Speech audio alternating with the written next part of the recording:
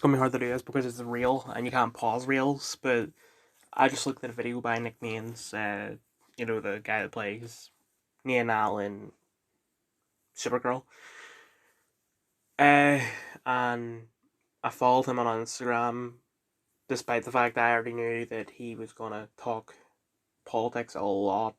Because name me one trans celebrity who doesn't talk about the fact that they're trans. Like they're just so you guys know, I have a penis, and then that's it. They never talk about it again. I can't think of a single trans celebrity that is like that. Is that transphobic? No. It's the fact that they're a celebrity.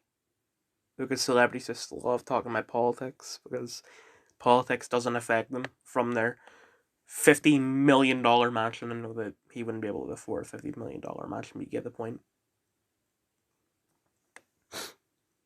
People know that gender affirming care saves lives. I don't know what gender affirming care is, so I'm just gonna assume that that is correct. We know that transgender kids are not being groomed by their parents.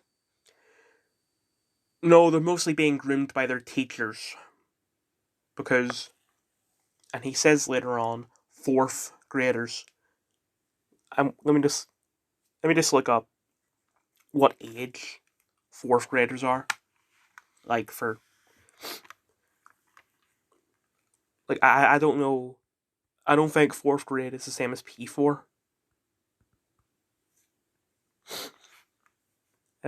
So fourth grader is 9 and 10-year-olds. So for us that would have been P6. So if you're trying to say that 10-year-olds, and I'm giving them the benefit of the doubt by saying 10-year-olds instead of 9-year-olds, if they believe that they are a woman, there is no way that they have come to that conclusion on their own. Let me just, let me, I mean, 10-year-old males, right? Born male, have a penis. If they come to the conclusion that they are a woman, someone has influenced them in some way to make that decision. And that is grooming. And it is mostly done by teachers. And that Stone Toss comic is correct, where it's like a boy breaks into his mum's makeup bag, gets out the black lipstick or eyeliner or whatever, and paints it on their face because they want to be an army man. Right, they just seen Rambo, and I don't know if Rambo ever put mud on his face as camouflage, but they want to replicate that, and they don't want to put actual mud on their face, so they get their mum's lipstick or eyeliner put on their face, and the mum catches them doing that and thinking, oh, that must be a woman then. Hey, you're a woman, and starts buying them dresses, gets rid of all their boy clothes, their t-shirts. Well, that's all their male clothes, and gets like dresses and skirts and etc. And that's just no. If a boy is shown being feminine, that does not mean that he is a woman. I am pretty feminine. I like my voice is quite high pitched. It's just lower right now because I've been sick for over a week now, like 10 days, I think. So anyway, And we know that allowing a trans girl to play soccer doesn't give her team a game-breaking advantage because we know she's a fourth grader and not the goddamn Winter Soldier. it doesn't matter. Like if you're making it sound as if the team that is all women and one trans girl are wait, sorry. I'm getting confused. I'm confusing myself here, right? Say, right, you said fourth graders, that's 10-year-olds, right? So we have 10-year-old women, or 9 10-year-old women in one team, and I'm dividing women and trans women just so I can make myself clear for me and for you. It's not me being transphobic. So 9 women and 1 trans woman on one team. The other team is 10 boys. Right? Actually, no. The other team is 10 women. The team that has the 1 trans woman has the advantage. For a sport that is statistically and biologically better played by males, by XY chromosomes, someone with an someone on a team, the team that has the most XY chromosomes has the advantage. You're making it sound as if the other team also has an advantage, such as them being older. Right? You're not going to have a team of 10-year-olds going against a team of professionals. Because if that were happening, then you would have a point.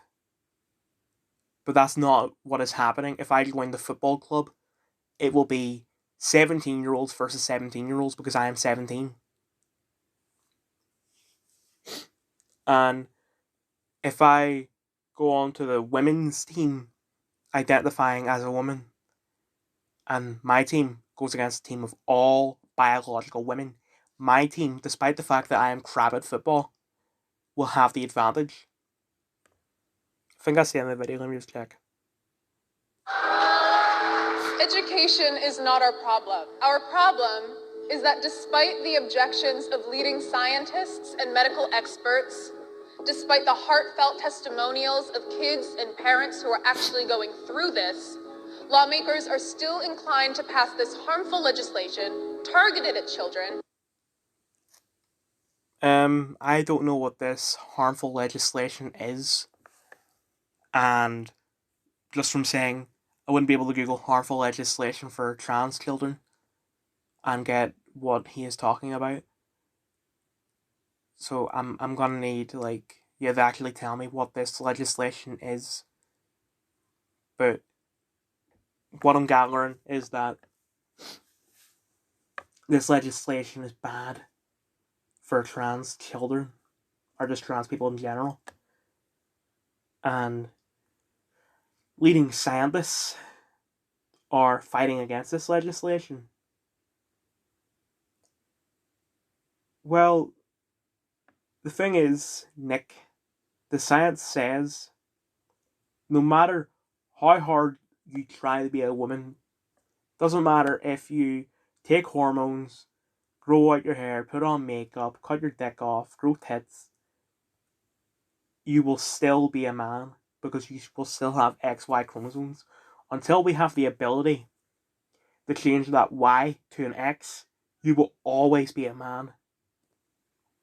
And I believe that eventually there will be the technology and the science to change chromosomes.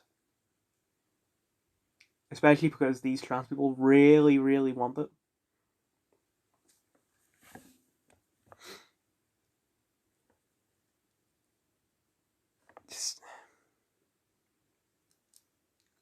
So, this really is something that is, it cannot be 100% proven on one side or the other. Let me ask this question. What is more harmful to a sexually confused child? Telling them that no matter what, they will always be a man, or letting them become a woman? What is more harmful? Obviously, my side will say letting them become a woman, and the other side will say telling them they'll always be a man. Honestly, I think either way, that person will end up doing something bad, like harming themselves. because I can't be a woman, might as well go to hell, because it's. I'm talking people who genuinely have gender identity dysphoria. I'm not talking about people who just really, really like wearing girl clothes. It's just, it cannot be proven one side or the other. Whereas the argument that no matter what you do, you will always be a man. The biological argument, that is 100% correct. It's just that the other side does not like the facts. They're more about their feelings. And I hate to quote Ben Shapiro, but facts don't care about your feelings. That doesn't have an ounce of truth behind it. And it is precisely because of that we will never see the lasting change that we are fighting for until we change the rules of the game. Lasting change? So you're saying that if this legislation is passed, the age of trans people will be dead? That, say, 50 years from now, 100 years from now,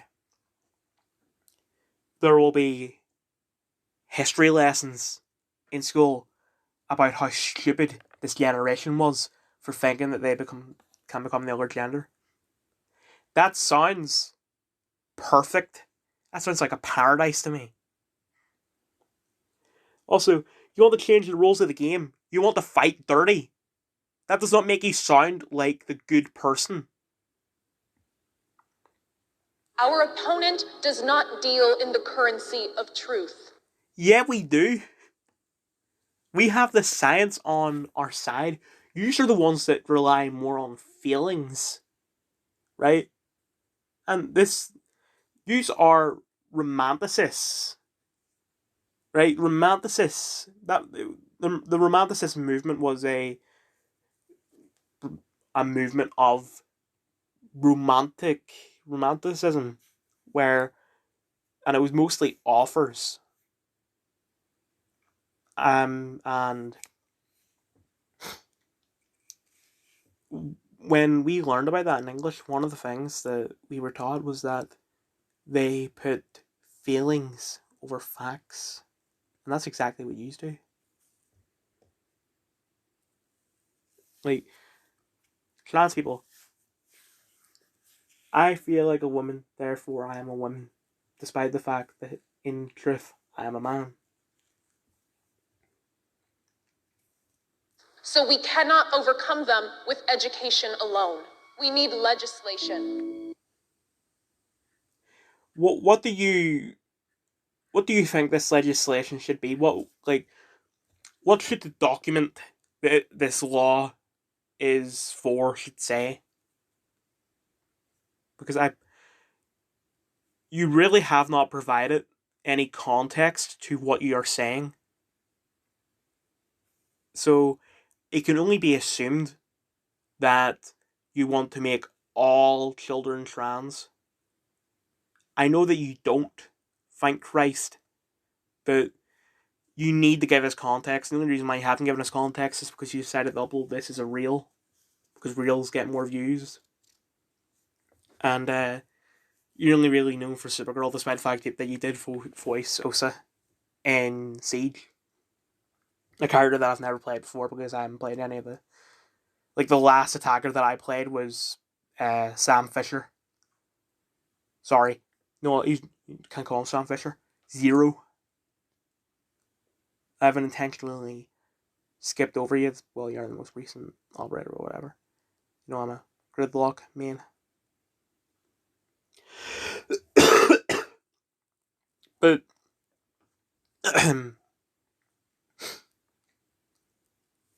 you know, you've uploaded it as a reel because no one really knows who you are other than people who watch Supergirl. That's the only reason why I know who you are.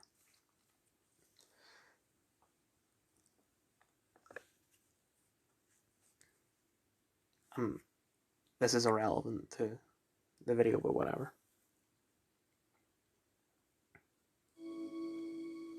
Human rights campaign. What about the children's human right to not be exploited and groomed? Because that's,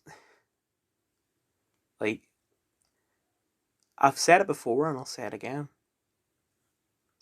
You're saying that this is just about being trans, but it's not.